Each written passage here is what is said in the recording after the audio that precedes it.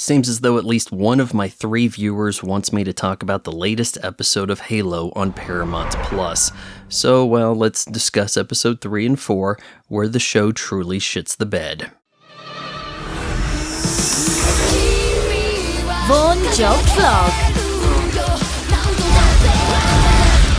Before we get into it, I'd like to tell you about the Mag Wallet from ANDAR, makers of fine leather goods and accessories that go with your iPhone. This MagSafe wallet snaps on the back of iPhone 13s as well as MagSafe cases, be it their own or Apple's. Not only is the Mag Wallet better than Apple's because it has this cutout for you to push cards from the front without detaching the wallet. ANDAR's wallet is also cheaper than Apple's. If you use my promo code FRY20, you can save 20% at checkout. Episode 3, Emergence, starts with Mackie, or is it Maki's backstory. Trash Planet has kids recycling plastic, which must be quite important in the future. Boy and girl are caught reading a book, because we can't have that. They run from the guards, Covenant elites appear. The boy gets beaten to death because that's the priority when aliens have just invaded, but the elites toss the guard aside before they can finish off Maki,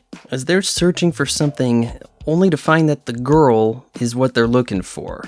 And thus that's why she keeps this book on her. Miranda Keyes wants her turn to inspect the artifact. Results confirm it's over 100,000 years old. That's pre-human.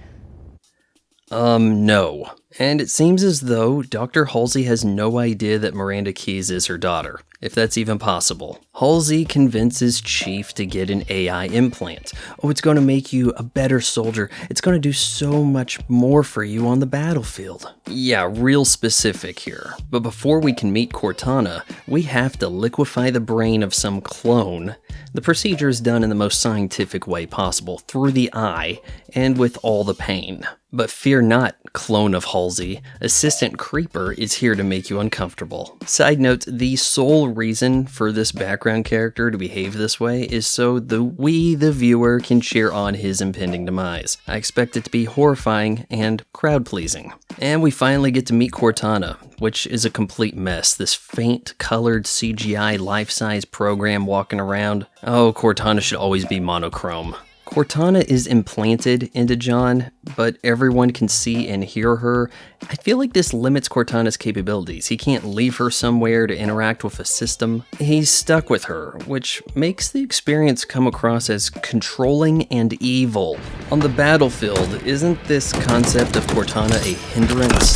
Something to distract Chief? Oh, but Mackie or Maki or however you pronounce it, is anyone even listening at this point? Has a mission to retrieve that artifact that Chief had found, right? She gets on this Covey Corvette, sets a trap, right? You know, the UNSC patrols just kind of notice it, just hanging out here, just got out of slip space, right? Yeah, a pretty sizable ship with everybody abandoned except for this lone scared woman. Yeah, that makes sense. Mackie is brought aboard and unleashes hunter worms to kill off the crew. Now, look, I've been playing Halo for 20-some years, and not once have I seen hunters separate into worms. I mistook these as flood until corrected by the subreddit, who then said that in Halo 5, you can see the worms forming up to become hunters. I must have missed it. Either way, it sure feels like retconning, as they don't fall apart when you take down a hunter. Anyhow, Mackie casually walks to the bridge and is never shot at. She then kills the captain with a finger-implanted energy sword, which begs more questions than any of us have time for. Master Chief removes the emotion-dampening pellet, thus creating the Master Cheeks meme. With the pellet gone, he's rendered temporarily soft, so that John can enjoy the cello. Meanwhile, Soren agrees to take Quan to Magical, so her uprising scheme can commence. Nope, we couldn't go a week without Quan. In episode 4, Homecoming, Chief takes Dr. Halsey and Assistant Creeper to his home planet of Idris Elba 2. In search of an artifact he may have memories of burying in his backyard. Chief puts on his helmet at 9:53 only to take it off at 10:15. He can't be bothered to wear the helmet for 30 seconds anymore, unless he gets to play an augmented reality game.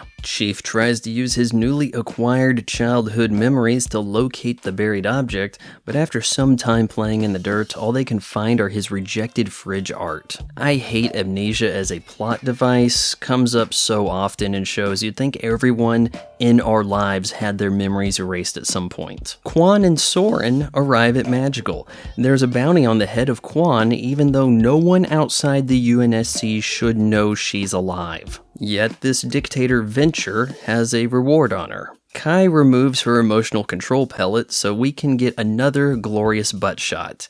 What did pellet removal do for Kai? It causes her to experiment with hair dye. Back at Fixer Upper, as I feared, Cortana can appear as a life-size hologram anywhere. Chief remembers meeting Dr. Halsey here, while his parents were still alive. Oh, but Halsey just tells him memories get mixed up over time. This Venture guy knows way too much of what's going on, even knows Soren is protecting Quan, so he sends an assassin for them. I'm sure someone is going to be named as the mole leaking this info, and that I won't buy it, but I thought the Book of Boba Fett had a slow chase.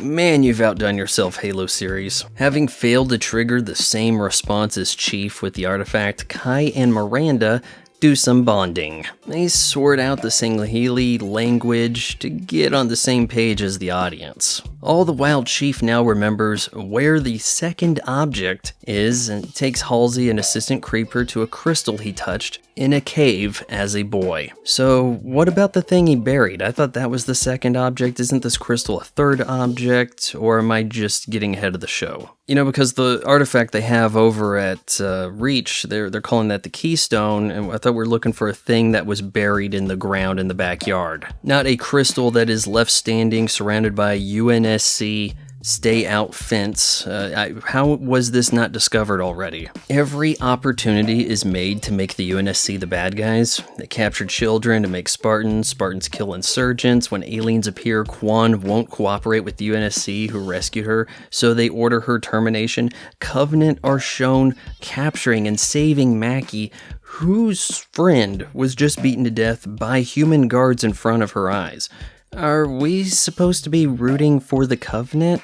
The show is so caught up in showing the backstory and origin of characters up front that there's no room for future surprises. In our TV show, based on a first-person shooter video game franchise, we've had one episode with no action at all, followed by such scant action, I couldn't blame you for forgetting about them. Quan's freedom fighter story is so removed from the central conflict, it feels like it's derailing the series from the Halo story. Scratch that, Quan's subplot is definitely derailing the series. Every time she appears, you know the following scene doesn't matter. It's clear that if there's to be blessed humans as opposed to every human being a reclaimer, then Quan should be the reclaimer and not Chief, so that she actually connects to the big picture. Outside the first 10 minutes, we haven't had any Spartan versus Elite conflict. You know, the bread and butter of the Halo campaign. Still haven't seen a brute, nor a grunt. We're halfway through the season, so here is where I think the show is heading. Penultimate episode will be an attack on Reach, with it falling in episode 9, the final episode, of course. Silver Team is effectively the Noble Team, who mostly died defending Reach, and Master Chief's original Blue Team. It's easier to create a hybrid Blue Team and Noble Team than introduce more Spartans. And so, Master Chief is with the Silver Team. I expect all but Chief to get wiped out, as had happened to the Noble Team in Halo Reach. Chief, Cortana, and Captain Keyes flee Reach on the Pillar of Autumn, with the closing shot being the Halo ring from the first game, indicating that Season 2 play out like Halo Combat Evolved should the series be renewed. Let's stick with Halo for no other reason than to rejoice in my correct predictions. Hey, it's Vaughn's mom again, so I just wanted to remind you that instead of buying Vaughn's weird pictures online in various states of undress, you can just bookmark his Amazon affiliate link and then when you shop throw it on Amazon, he gets a few pennies here and there.